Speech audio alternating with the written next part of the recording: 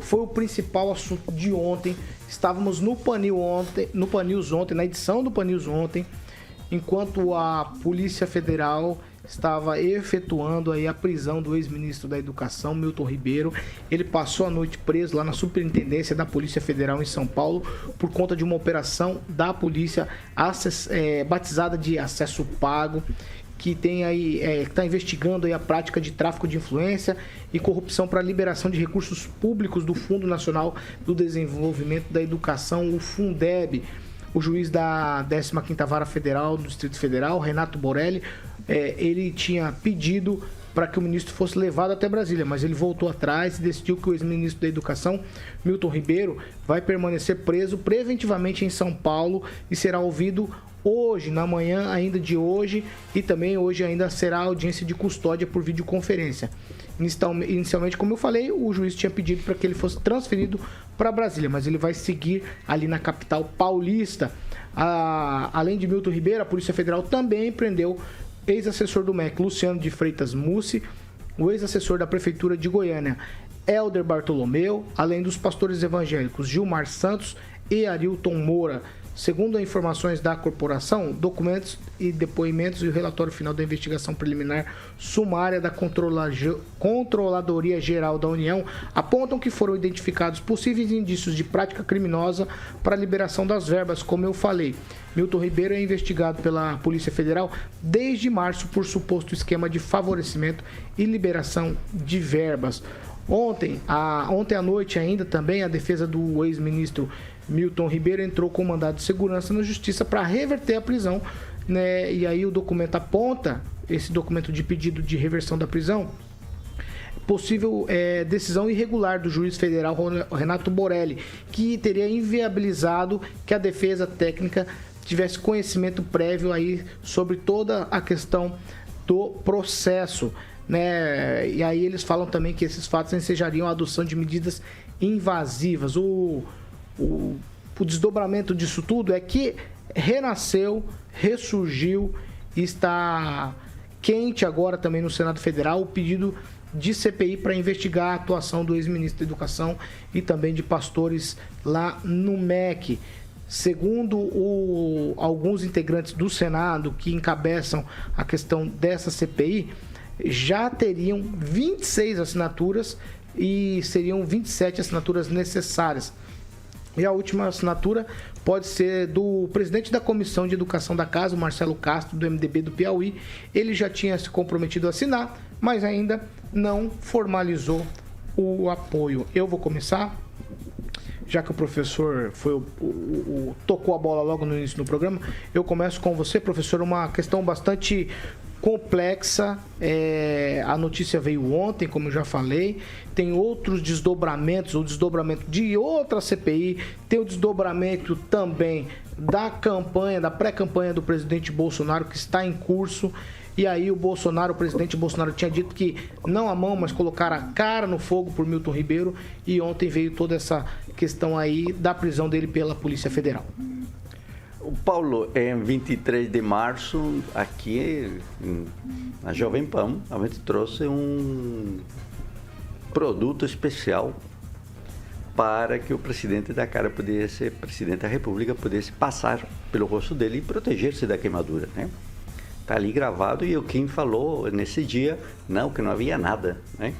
É interessante porque o histórico do Milton Ribeiro não é um histórico agora. Obrigado por me associar ao presidente. Nossa, eu me sinto lisonjeado. Eu sou advogado do presidente agora.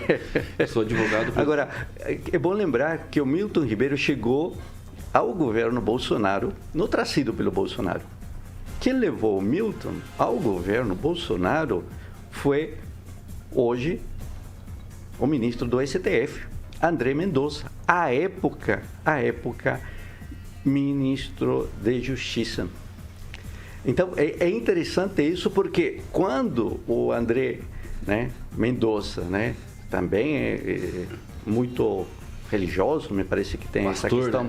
Fala, pastor. Quando ele vai buscar a bênção, sabe de quem? Da primeira-dama, da Michele Bolsonaro.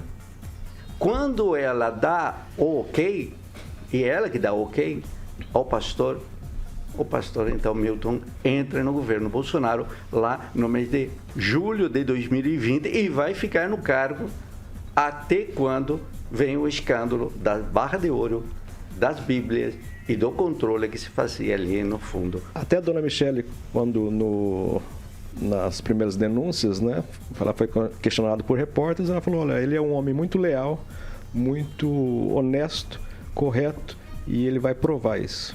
Deus vai provar, ela diz, Deus vai provar que ele é honesto, né? Tá vendo? O Aguinaldo conhece bem da história, né? Então, com o apoio dos dois, não só do André Mendonça e da Michele Bolsonaro, valoração prévia, o Milton Ribeiro entra no governo Bolsonaro. Então, desse ponto de vista, por essa é a razão pela qual leva o Bolsonaro a dizer que coloca a cara no fogo. Porque tinha os dois, a mulher dele e o ministro hoje do STF dizendo esse cara é 100% certo. E aí, claro, deu o que deu. Agora ele está vendo o sol nascer quadrado. Pamela Bussolini. Eu só quero, assim, antes de destacar algumas coisas, questionar. Quem nunca se decepcionou com uma pessoa? Quem nunca se decepcionou com um amigo, com um colega de trabalho? Quem nunca teve uma experiência ruim com pessoas? Né? Eu acho que isso é muito engraçado, né? É um peso de duas medidas, é muito interessante. Mas eu queria destacar com os nossos ouvintes 3 posturas. Primeiro, a postura do governo federal e do Bolsonaro. Segundo, a postura do juiz e da questão aí da condução aí dessa prisão e tudo mais. E em terceiro, dos apoiadores. Então, assim, a primeira postura do governo federal. Quando as denúncias, né, estouram lá em março e tudo mais, o Milton Ribeiro desembarca do governo, né, e continua sendo investigado. Isso põe por terra aquela narrativa de até antes de ontem, que todo mundo falava que o Bolsonaro interfere na Polícia Federal. Não é preciso ser muito inteligente para saber que se ele interferisse de fato, como dizem, nada disso estaria acontecendo. Afinal de contas, estamos num ano eleitoral e, como a gente pode ver, qualquer coisa feita por qualquer pessoa dentro de um governo que é gigante, né, vira aí um motivo de pinchar uma pessoa. Então, se ele tivesse essa gerência sobre a Polícia Federal, como a oposição tanto dizia, nada disso estaria acontecendo. Segunda coisa nessa postura do governo federal é o pós. Aconteceu uma prisão feita pela Polícia Federal? Ok, se o Milton tiver o que responder, se ele tiver responsabilidade, ele vai arcar com as consequências, ele que responda sobre isso, né? Ninguém mandou o Bessias com papel para tornar o ministro aí um beneficiário do foro privilegiado, como a gente viu em governos anteriores.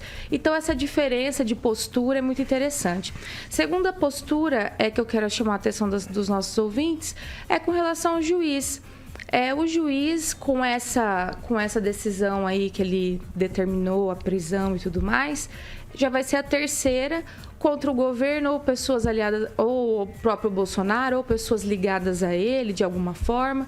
Então, a gente passa a olhar para essa prisão preventiva, que é algo muito sério. A gente precisa ver com os olhos técnicos também. Não sei se o Milton é essa pessoa perigosa que precisa de uma prisão preventiva, que não vai colaborar, né? Não acredito. É estranho o que a defesa do ex-ministro disse, que não tem acesso à decisão para justamente fazer e confeccionar a defesa. Eu não preciso ficar falando aqui a importância da ampla defesa no Estado democrático de direito, mas eu espero que isso seja investigado e que não seja mais tomara, né, que não seja mais um episódio aí do ativismo judicial. E só para eu concluir, Paulo, a terceira postura, que é dos apoiadores. Eu não vi ninguém ir para a rua, eu não vi ninguém fazer protesto, gritar Milton livre, falar que vai fazer acampamento, ou ficar defendendo e dizendo por aí que ele é a alma mais honesta, a pessoa que salvou o país. As pessoas, pelo que eu estou vendo, em massacrante maioria, não vi ninguém defender, estão dizendo, se ele está devendo, ele que pague. Se ele precisa ser investigado e isso no final for concluído que ele tem algo a prestar, ele que pague a sua pena. É isso que eu estou ouvindo das pessoas e é isso que a gente espera. Agora é a vez de Agnaldo Vieira. Bom, esse discurso de que de não estar defendendo o ex-ministro não era o mesmo discurso quando ele começou as denúncias, né? Naquela época, a defesa era que era a pessoa mais honesta do mundo.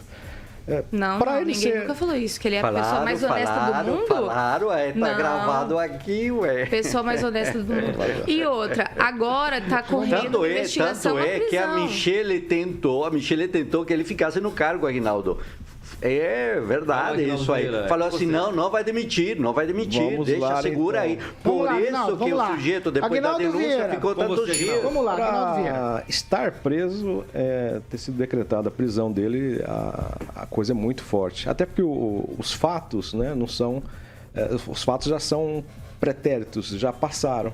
E para ser decretada, então, agora uma prisão, é que deve ser muito forte. A prisão talvez dele, até... A prisão dele é uma preventiva. Calma, Kim. A prisão é porque preventiva. pode prejudicar o andamento. Calma. Não, tudo bem, mas a prisão tem que deixar claro. O senhor advogado deveria deixar mais claro, inclusive. Deixa ele terminar. A prisão é preventiva. E veja, nenhum advogado teve acesso aos autos porque há diligências a serem necessárias para serem realizadas. E nem o advogado teve acesso. Veja a gravidade. Aguinaldo Vieira. Estou garantindo a palavra. Aguinaldo Vieira. Mas para ser decretado uma preventiva é porque, sim, necessárias. Ele pode estar atrapalhando as investigações, pode estar coagindo as testemunhas, enfim. Então deve ser algo muito pesado realmente. E não só ele, né? Tem outros 2 pastores, outros agentes também envolvidos. Enfim, esse é o problema. Mais uma vez, o presidente Bolsonaro fala mais do que devia, né? O fato virar meme, né, de que colocava a cara no fogo. Então, sim, ele confia nele, ótimo. Não fale nem do seu vizinho, do seu ministro, de alguém que esteja, porque do seu filho, até porque não dá para confiar. E está aí a prova. Então, nunca fale que vai colocar a cara no fogo e se queimou. Disse até, quando foi anunciado a saída do ministro, do ex-ministro, disse que ele pediu exoneração, que ele que pediu para sair. Ontem o presidente disse que quando ficou sabendo, já afastou imediatamente. Alguém está mentindo nesse fato. Então, começa a aparecer, ainda não chegou diretamente no presidente, mas os fatos começam a chegar cada vez mais próximo daquele governo que dizia que era incorruptível, enfim, imbrochável até. Agora começam a aparecer as questões e tomara que não chegue até na época das eleições que afete a campanha eleitoral e esses fatos acabem divergindo e sendo questões para diferenciar as eleições na escolha do presidente.